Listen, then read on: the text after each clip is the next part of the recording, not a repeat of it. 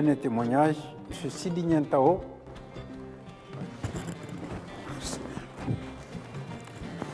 M.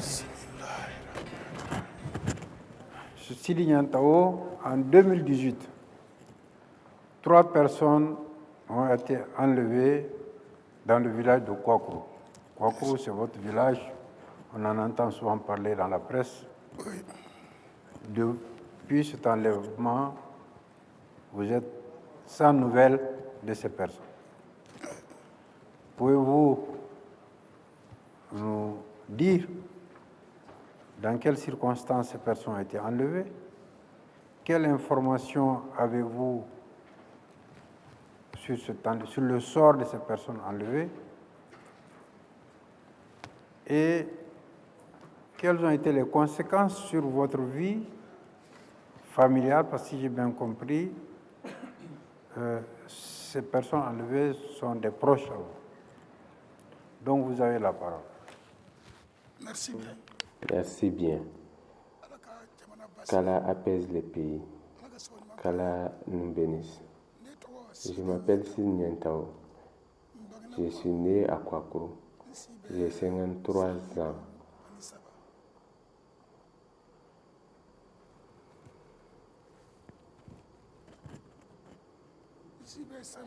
J'ai 53 ans. Je suis tailleur. Je suis le 3e adjoint au maire dans la commune. Kouakourou est dans la commune de Kewa. Kouakourou est le chef-lieu de commune de Kewa. La commune de Kewa compte 16 villages et 35 hameaux. Ça, c'est la commune de Kewa. Kouakourou est le chef-lieu de commune. Kouakourou est dans le cercle de Djéné, dans la région de Moti. Nous allons commencer en 2016. Les hommes armés sont rentrés dans les villages. Après s'être installés, ils ont empêché les jeunes du village de faire des fêtes.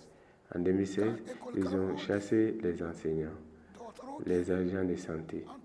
Il n'y avait aucune ambiance dans le village. Pas d'extrait d'acte de naissance. Pas d'acte de mariage à Kouakourou. Nous sommes restés dans cette situation jusqu'au 2 septembre 2017. Les enfants se sont révoltés qu'ils ne peuvent pas supporter cela. Ils ont décidé de fêter le jour de Tabaski. Les hommes armés ont dit que s'ils font leur fête, ils vont enlever le chef de village. Les enfants ont rétorqué que leur chef de village ne bougera pas. Ils ont encerclé le village et les jeunes ont pris leurs armes pour les empêcher. Ça a été un conflit entre nous. Lors de ce conflit, les enfants n'ont pas pu résister. On a fait appel aux autorités de l'État.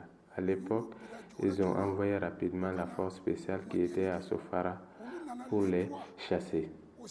La force spéciale est venue le 3 et retournée le 4.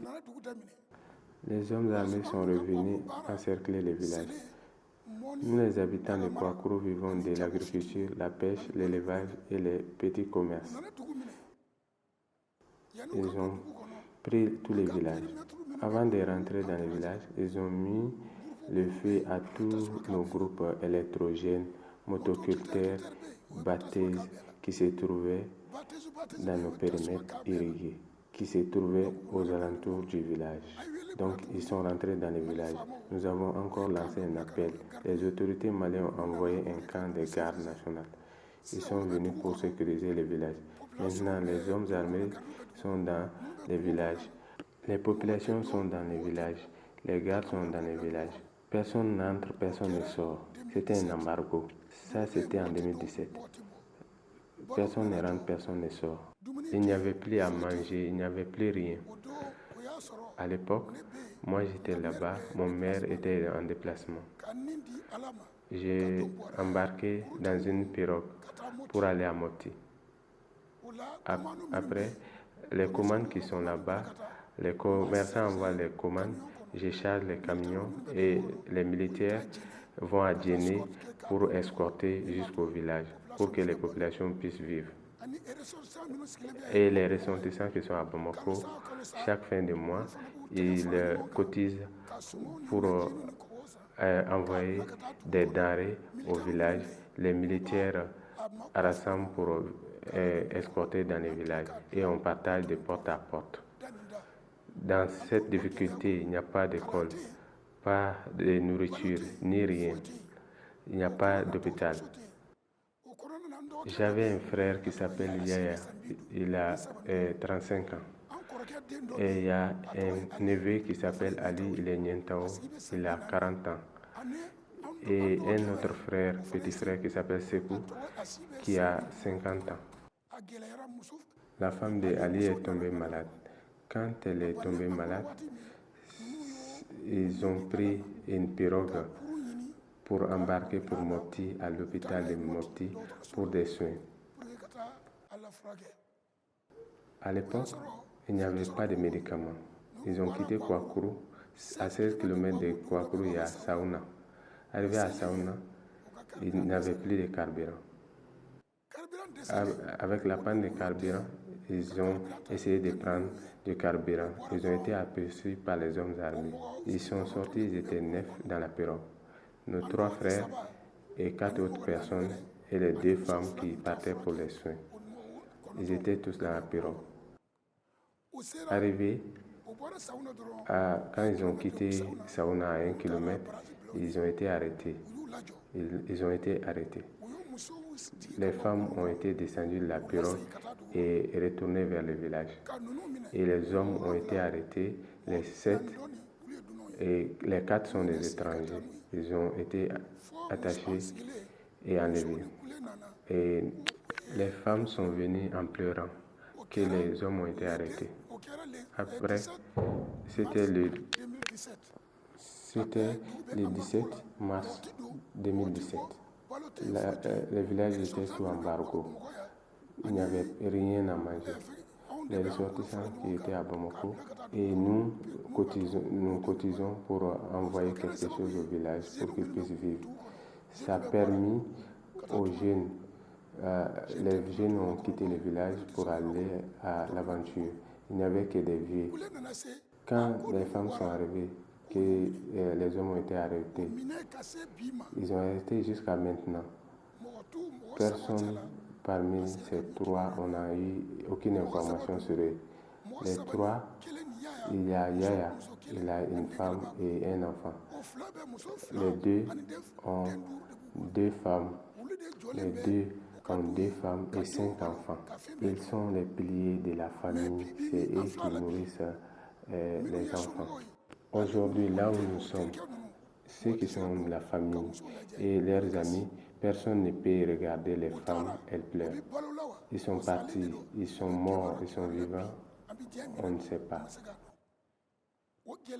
Ça, c'est une difficulté pour nous, parce que depuis qu'ils sont partis, on n'a pas d'informations sur eux. On les a cherchés partout depuis 2017 jusqu'à maintenant. On n'a pas d'informations. Ça, c'est une difficulté pour nous, jusqu'à ce qu'on ne supporte pas. Parce que les enfants qui sont là-bas et les mères ne savent pas où ils sont. C'est juste une chose, si on sait qu'ils sont morts, ce qu'il y a à faire, on va faire. Après l'attaque jusqu'à maintenant, les personnes qui sont mortes à Kouakourou, ça vaut plus de 10 personnes. Les jeunes qui sont partis à l'aventure, ceux qui sont restés, on m'a appelé pour dire qu'un des jeunes à l'aventure est mort par noyade. C'était un drame pour le village. Si on sait qu'il est mort, on peut faire des sacrifices. Et si on sait là où se trouve, ce qu'on doit faire, on va le faire. Donc, c'est cette difficulté que nous avons aujourd'hui. Merci. Merci beaucoup, M. Nientao, pour votre récit très pathétique. Ces 3 personnes disparues, elles sont de votre famille. Les 3 personnes disparues, elles sont de votre famille? Oui. Ok. Est-ce que cela a eu des conséquences? Dans quelle mesure ça a affecté votre famille? Bon, quand ils ont quitté la famille, Ce sont des personnes, ils sont des piliers de la famille. Quand ils ont quitté, ça a été un problème pour la famille. Ça, c'est pas le problème. Les femmes et les enfants qui sont là-bas, on ne peut pas les regarder. Quand tu les regardes, c'est des larmes. Leurs amis qui sont dehors ne peuvent pas venir saluer à la maison. Quand tu regardes les parents, ils pleurent. C'était un problème pour la famille. Ça a été vraiment un problème. Nous, on ne sait pas ce qu'il faut dire. Ouais. Ok. Donc aujourd'hui, des années après, est-ce que vous avez des souhaits? Est-ce que vous avez un message par rapport à ça pour les Maliens, pour les autorités? Ce que j'ai comme doléance, je demande à tout le monde, ceux qui sont au Mali ou à l'extérieur, surtout ceux qui sont au Mali, que tu sois musulman ou non musulman, qu'ils fassent à cause de Dieu. Si quelqu'un a des informations sur nos gens, qu'il nous les dise, qu'on puisse avoir des informations et faire des bénédictions et faire des sacrifices s'ils sont morts. S'ils ne sont pas morts, ce qu'il y a comme disposition à prendre, on va prendre. S'ils ne sont pas morts, on va faire ce qu'il y a à faire. Pour terminer, ce qu'on demande aux autorités, qu'ils s'assument. Ça, c'est de deux. Nos gens qui sont partis, ce sont des gens des villages. Ils ont des femmes et des enfants. Ce qu'ils peuvent faire pour eux, qu'ils fassent quelque chose. Et ceux qui sont morts, ce qui peut être fait pour eux, on demande aux autorités et à l'ONU. Mais ce qu'on demande au nom du village, nous sommes des cultivateurs. Nos périmètres sont impraticables. Nous n'avons plus de groupes, nous n'avons plus de motopompes. Un village se fonde sur l'alimentation. Personne ne peut aller dans son champ qui nous aide à aménager nos périmètres pour qu'on puisse cultiver. Nos marchés, il n'y a plus de marchés qui nous aident pour qu'on puisse aménager nos marchés pour que les femmes puissent gagner un peu d'argent. De trois, les enfants qui sont partis, qu'on ouvre un centre pour eux, pour qu'ils puissent revenir et apprendre un métier pour vivre. Et ce qu'on demande, nous ne voulons plus que cela se passe encore dans le monde, que l'État construise un monument à Kouakourou, un monument de la paix, pour ceux qui vont venir après nous, qu'ils puissent savoir que quelque chose s'est passé à Kouakourou, que cela ne se fasse plus. Ça va être un souvenir pour les villages et pour tous les pays. Et trois, je l'ai oublié, en 2009, ATT est venu en intervention et a réuni toute la population et a organisé un dialogue. Ça a permis à la population de circuler librement. Donc, on demande aux autorités qu'ils regardent entre les populations et organiser des dialogues. Les fusils ne peuvent rien régler. Quand un dozo meurt, c'est un Malien qui meurt. Si un civil meurt, c'est un Malien qui meurt. Si un militaire meurt, c'est un Malien qui meurt. Donc c'est toujours le Mali qui perd. Qu'ils organisent un dialogue entre les populations, parce que nous sommes les mêmes. On demande également à tous les Maliens qu'ils fassent tout pour se pardonner, qu'on s'unisse. Nous sommes les mêmes. L'épée ne peut pas manger sans les beaux-œufs. Les beaux-œufs ne peuvent pas vendre ses poissons sans les bambara. Nous sommes les mêmes. Donc si on n'arrive pas à s'entendre, personne ne va venir régler le conflit. Qu'on se pardonne. Que les autorités également s'assument. Si les autorités ne s'assument pas, le pays ne peut pas être bien géré. Nous demandons aux autorités. Merci à vous tous. Merci beaucoup, M. Niantao. Merci bien. Nous remercions beaucoup tout le panel et moi-même. Merci. Nous remercions infiniment pour votre témoignage. Merci bien. Nous louons votre courage. Merci. Nous louons votre résilience. Merci. Malgré tout ce que vous est arrivé, vous avez un message de paix, de réconciliation entre toutes les communautés, Peul, Bozo, Bambara, tout le monde. Merci. C'est ce que nous retenons. Merci bien. Merci beaucoup. Ok, merci. Merci bien. Ah, merci beaucoup. Regarde.